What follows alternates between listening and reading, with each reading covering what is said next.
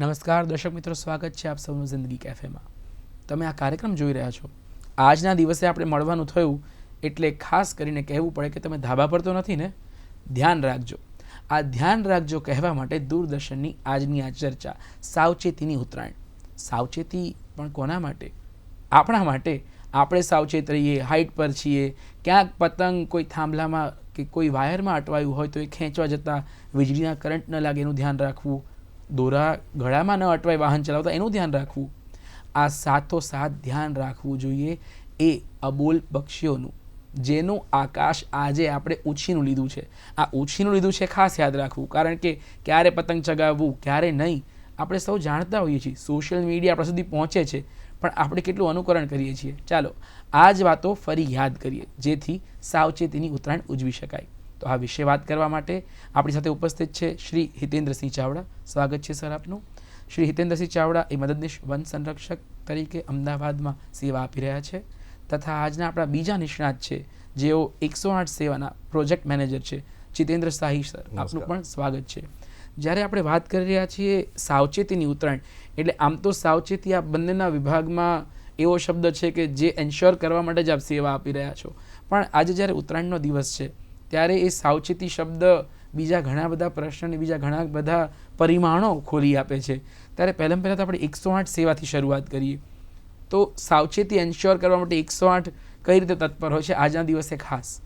નમસ્કાર મિત્રો, જેમ કે આપ જાણો છો કે 108 સેવા એટલે આપાતકાલીન સેવાઓ છે.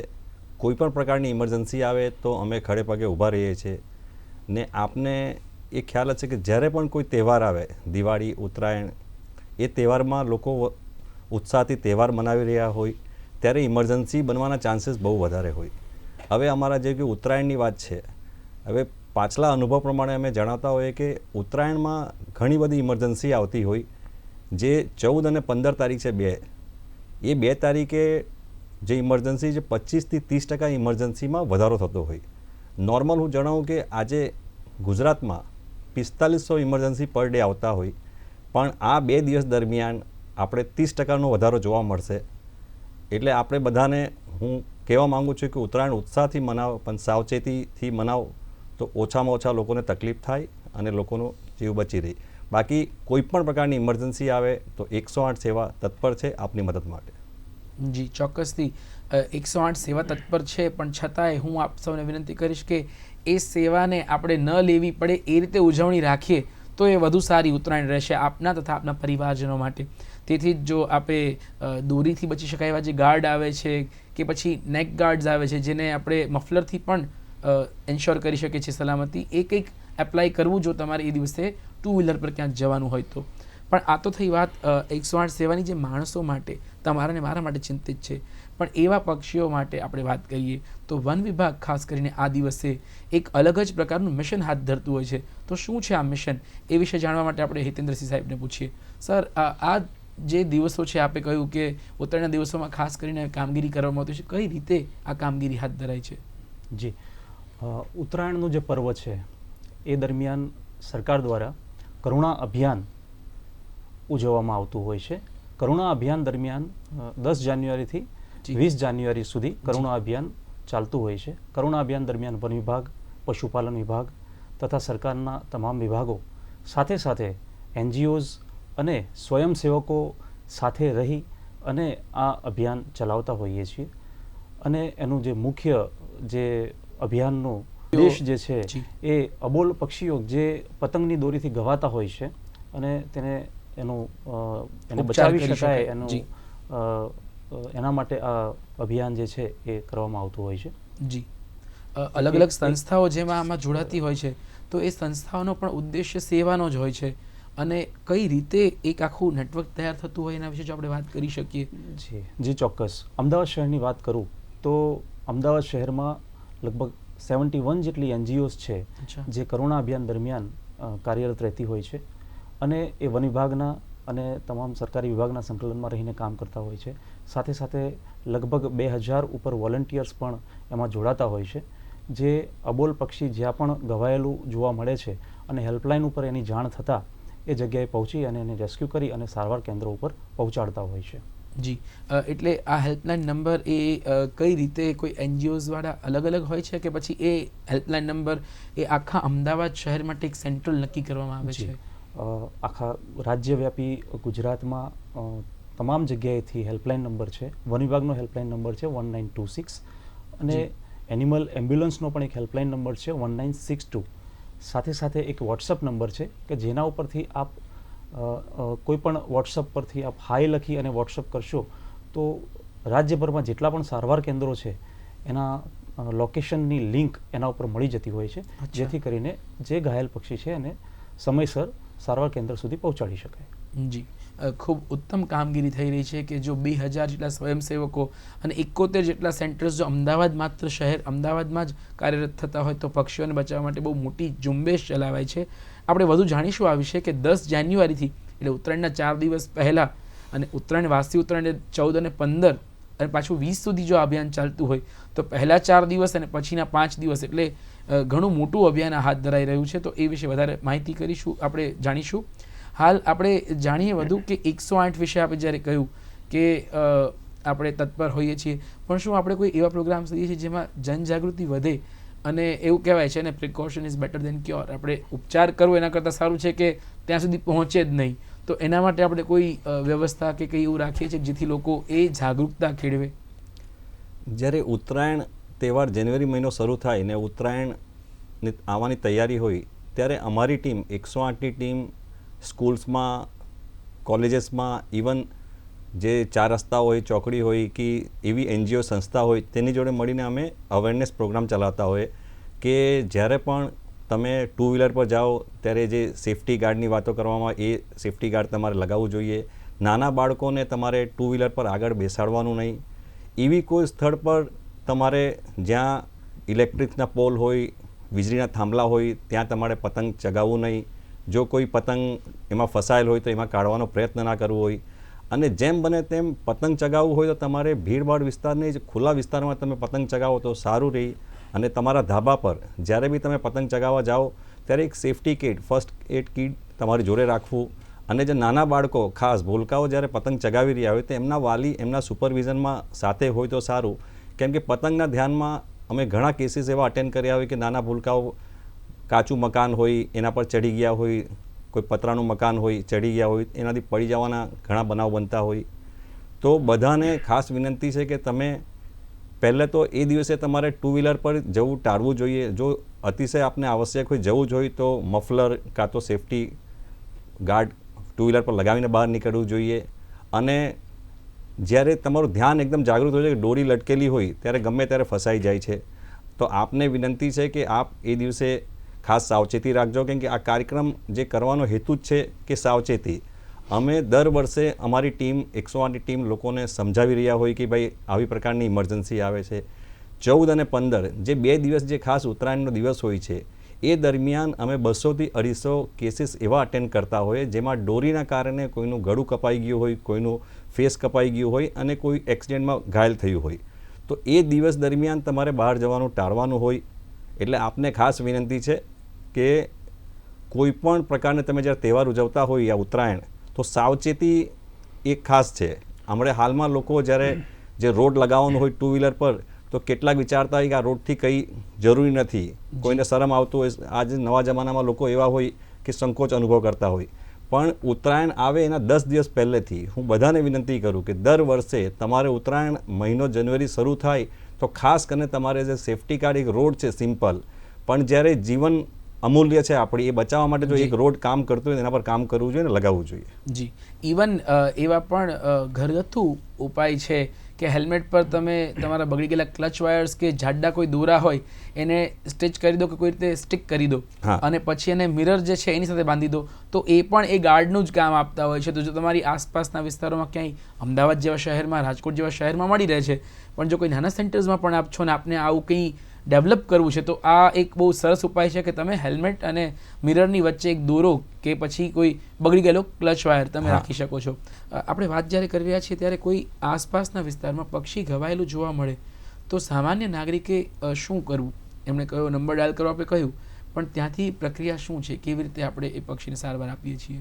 હા જી, જ્યારે પણ કોઈ ઘવાયેલ પક્ષી તમારી આસપાસ તમને જોવા મળે છે ત્યારે તાત્કાલિક જે નજીકનું પક્ષી બચાવ કેન્દ્ર છે ત્યાં સુધી તેને પહોંચાડવું જોઈએ. અને જો એ શક્ય ન હોય તો તાત્કાલિક હેલ્પલાઇન નંબર ઉપર જાણ કરવી જોઈએ, જેથી પક્ષીને સમયસર સારવાર આપી શકાય અને એને બચાવી શકાય.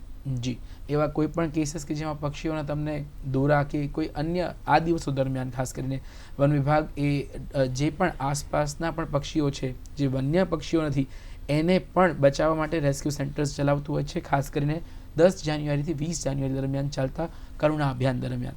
તો જેવી ઇમરજન્સી આપણે વાત કરી પક્ષીઓને બચાવવા માટેની, પણ ઇમરજન્સીની જો કોઈ ઘટના માણસો માટે કોઈ અકસ્માત કે ઘણી, પહેલાં તો જાણીએ કે આટલા વર્ષો દરમિયાન 108 સેવા ચાલુ છે, કેવા કેવા પ્રકારની ઇમરજન્સીસ જોવા મળે છે અને કઈ કઈ સાવચેતીના પગલાં માટે આપ તૈયાર હો છો?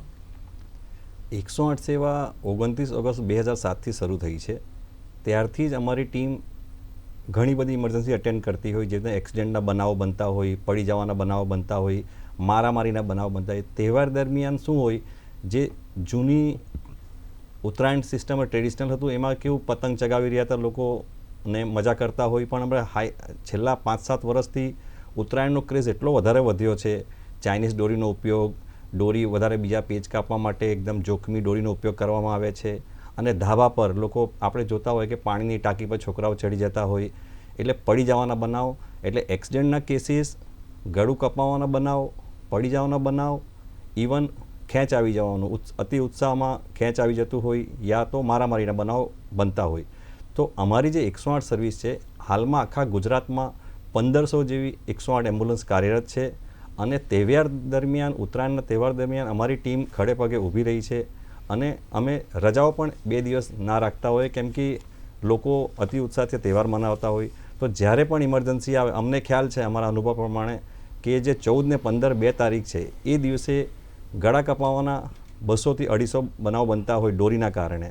તો અમારી દરેક ટીમ પોતાની એમ્બ્યુલન્સમાં જે વુન્ડ કેર કે ગળા કપાય, બ્લીડિંગ થાય, લોહી વહે, તો એને રોકવા માટેના જે સાધનો હોય છે એ રાખે છે. અને એને સ્પેશિયલ ટ્રેનિંગ આપવામાં આવેલ હોય કે કેમ કે ગળું જ્યારે કપાય તો જીવ એકદમ જોખમમાં આવી જતું હોય, એટલે બધી જ પ્રકારની મેડિસિન, દવાઓ અમારી એમ્બ્યુલન્સમાં રાખતા હોય. અલગ અલગ પ્રકારના સ્ટ્રેચર્સ હોય, કોલેપ્સેબલ સ્ટ્રેચર્સ, સ્પાઇન બોર્ડ, કે જ્યારે કોઈ પડી જવાથી કોઈના મણકામાં વાગ્યું હોય, માથામાં ઇન્જરી થઈ હોય, હેડ બ્લોક હોય, તો એને કેવી રીતના એ સ્ટ્રેચર પરથી લઈને અમે એમ્બ્યુલન્સમાં શિફ્ટ કરતા હોય. અને વહેલામાં વહેલું સારવાર આપીને જે પહેલાં 15 મિનિટ છે, પ્લેટિનમ 15 મિનિટ્સ અને ગોલ્ડન 1 અવર, એમાં એ દર્દીને અમે હોસ્પિટલ પહોંચાડતા હોય અને એમનું જીવન બચાવતા હોય. હમણાં હવે હાલની જે ઉત્તરાયણની વાત કરીએ આપણે, જે અમારી એનાલિસિસ ટીમ છે એ દર વખતે અમારે પેલું કરતા હોય, તો 4500 ઇમરજન્સી નોર્મલ ડેમાં આવતી હોય. અમારું અનુમાન છે કે આ વખતે 30% થી 35% વધારો થવાના છે ને એ ઇમરજન્સી વધવાની છે. તો એ પ્રમાણે અમારી જે એરિયા વાઇઝ અમે એમ્બ્યુલન્સ ડેપ્લોય કરી હોય કે મિનિમમ રિસ્પોન્સ ટાઈમ વહેલામાં વહેલું ઘટના સ્થળ પર પહોંચીએ અને પ્રાઇમરી પ્રી હોસ્પિટલ કેર આપીને દર્દીને હોસ્પિટલ પહોંચાડીએ. એટલે લોકોને વિનંતી છે કે આપ કોઈ પણ ઇમરજન્સી આવે તો 108નું હેલ્પ લો અને અમે તત્પર છીએ મદદ માટે.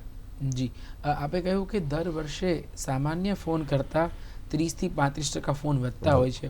તો આપણે આટલી ચર્ચા કરીએ છીએ કે આ જે મેસેજ આપણે આપી રહ્યા છીએ એ છતાં પણ જો આ સંખ્યા વધવાનું કારણ હોય તો એ ચિંતાજનક છે પહેલાં તો, પણ સાવચેતીના પગલાં વધારવા માટે આપણે કેમ્પેન્સ ચલાવ્યા છે, છતાં એવું લાગે છે કે દર વર્ષે ફોન ઘટતા હોય છે ખરા?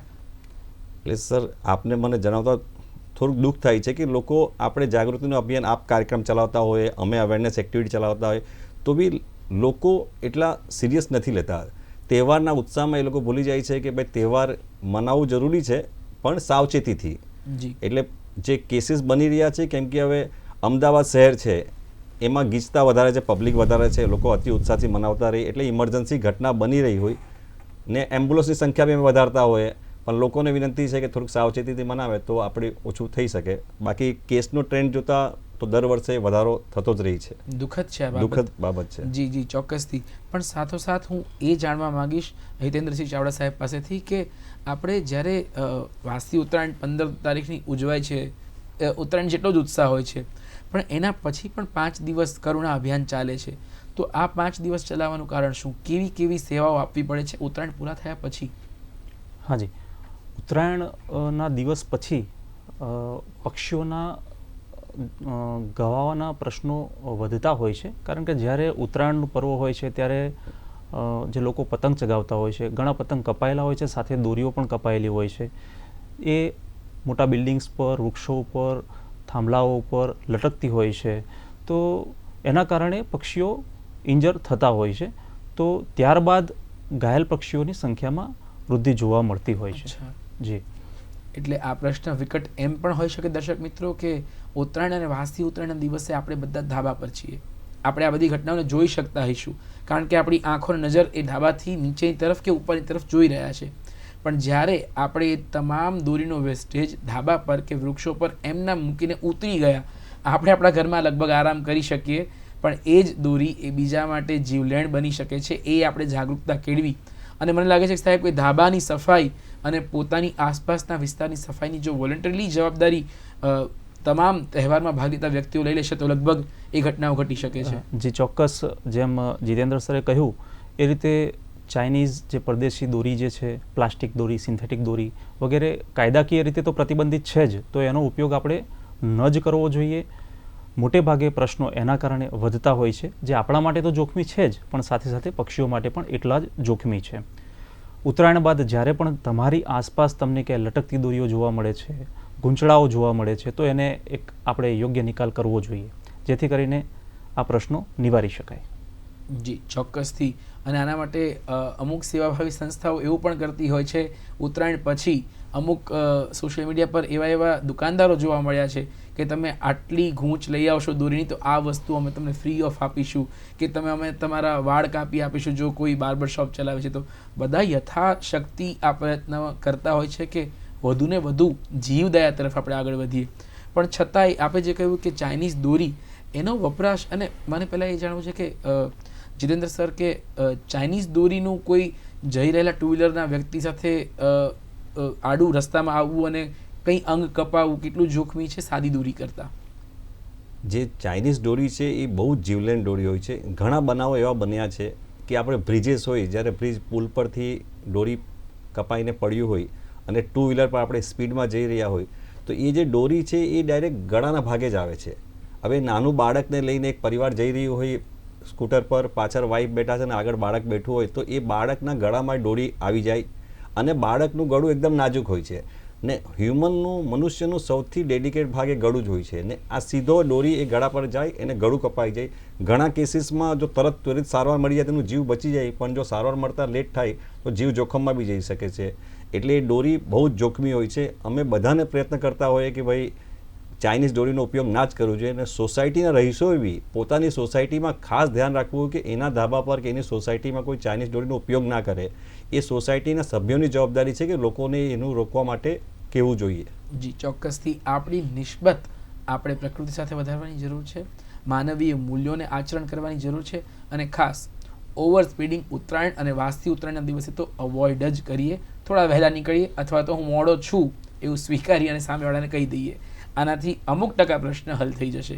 તો આપણે વાત કરી રહ્યા છીએ, ઘણી બધી અપીલ આપણે કરવી જોઈએ. અત્યારે તો આપણે કામ તો કરી જ રહ્યા છીએ કે ઉત્તરાયણ પહેલાં જાગૃતિ અભિયાન ચલાવીએ, ઉત્તરાયણ વખતે કંઈક સેવાના કાર્ય કરીએ, એમની સુરક્ષા સુનિશ્ચિત કરવા માટે કાર્ય કરીએ. પણ એવી કઈ અપીલ છે જે સોસાયટીને તમે હજુ કરવા માંગશો? આપથી શરૂઆત કરી જીતેન્દ્ર સર. પહેલાં તો મિત્રો હું બધાને આપને ખાસ જણાવું છું કે જે સેફટી ગાર્ડ છે એ કમ્પલસરી ટુ વ્હીલર પર આપના ઘરે લગાવવું જોઈએ. પ્લસ ધાબા પર જ્યારે બી આપ બાળકો લઈને, પરિવાર લઈને ઉત્તરાયણ મનાવવા જાઓ તો સાથે ફર્સ્ટ એડ કીટ, કેમ કે બ્લીડિંગ થવાના ચાન્સીસ, ગળું કપાવવાના, હાથ કપાવવાના વધારે હોય, તો એક ફર્સ્ટ એડ કીટ પોતાના ધાબા પર જરૂર રાખવું. અને કોઈ બી જોખમી જગ્યા પર તમારું બાળક જઈને પતંગ ના ઉડાવે એનું ધ્યાન તમારે રાખવું. અને કોઈ પણ પ્રકારની ઇમરજન્સી આવે, સમજો કે આપને લાગે કોઈને કંઈ ઇમરજન્સી, મેડિકલી ઇમરજન્સી જરૂર આવી ગઈ, તો ત્વરિત 108 પર કોલ કરવો. એટલે જેટલું ઝડપી આપ કોલ કરશો એટલી ઝડપી અમારી 108 સેવા આપના ત્યાં પહોંચશે અને પ્રી હોસ્પિટલ કેર આપીને નજીકના હોસ્પિટલમાં પહોંચાડશે. તો ખાસ, અને જે અગાઉ મેં વાત કરી તેમ ચાઇનીઝ દોરીનો વિરોધ સોસાયટીના દરેક સભ્યોએ, ઘરના પરિવારના સભ્યોએ કરવું જ. આપણે આટલા ભણેલા કે અમદાવાદ શહેર છે, આ શહેરમાં આપણે બધા જાગૃત છીએ, તેમ છતાં આપણી સામે જ આપણો મિત્ર ચાઇનીઝ દોરીનો ઉપયોગ કરતા હોય ને આપણે કહેવાની હિંમત ના રાખતા હોય કે ભાઈ આ નહીં ચાલે, તો આપણામાંથી સોસાયટીમાંથી જ કે આપણા મિત્ર વર્તુળમાંથી સામે આવીને કહેવું પડે કે આ પ્રતિબંધિત વસ્તુ છે, આનો ઉપયોગ ના કરો, કે જીવન બહુ અનમોલ છે.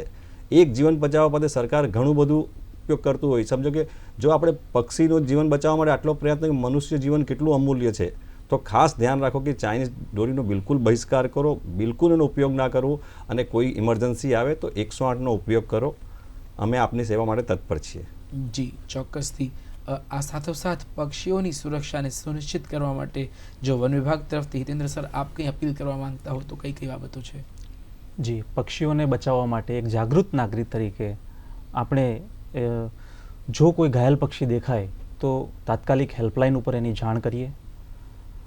સૂર્યોદય સમયે અને સૂર્યાસ્ત સમયે કે જે સમયે આકાશમાં પક્ષીઓ મોટેભાગે વિહરતા હોય છે તે સમયે આપણે પતંગ ન ચગાવીએ. ચાઇનીઝ દોરી, સિન્થેટિક દોરીનો આપણે ઉપયોગ ન કરીએ. અને સાથે સાથે તુક્કલ અને ફટાકડાનો ઉપયોગ ન કરીએ, જેથી આપણે આ કરુણા અભિયાનમાં એક જાગૃત નાગરિક તરીકે આપણે સહભાગી થઈ શકીશું. સાથે સાથે અમુક આપણા માટે જે સાવચેતી રાખવાની છે એમાં ખાસ અપીલ કરીશ કે કોઈ વીજલાઇનનો થાંભલો છે, કોઈ મોટા બિલ્ડિંગ છે, વૃક્ષો છે કે જે જોખમી છે, તો ત્યાં પક્ષીને બચાવવું હોય તો એ વખતે હેલ્પલાઇન નંબર ઉપર જાણ કરી અને રેસ્ક્યુ ટીમને બોલાવીએ. પોતાની જાતને જોખમમાં ન મૂકીએ. જી ચોક્કસથી. જીવ દયા જેટલું જરૂરી છે એટલું જ પોતાના જીવની સુરક્ષાની ચિંતા કરવી અને સુનિશ્ચિતતા જોવી એ પણ જરૂરી છે. દર્શક મિત્રો, ઉત્તરાયણના દિવસોમાં જેટલું જરૂરી ઊંધિયું અને જલેબી ખાવા છે એટલા જ જરૂરી કે એથી વિશેષ જરૂરી છે એ આપણી અને આપણી આસપાસના જીવોની સુરક્ષાને સુનિશ્ચિત કરવી છે. અને સાથોસાથ એક એવો વિષય આપે આપ્યો છે કે તુક્કલ.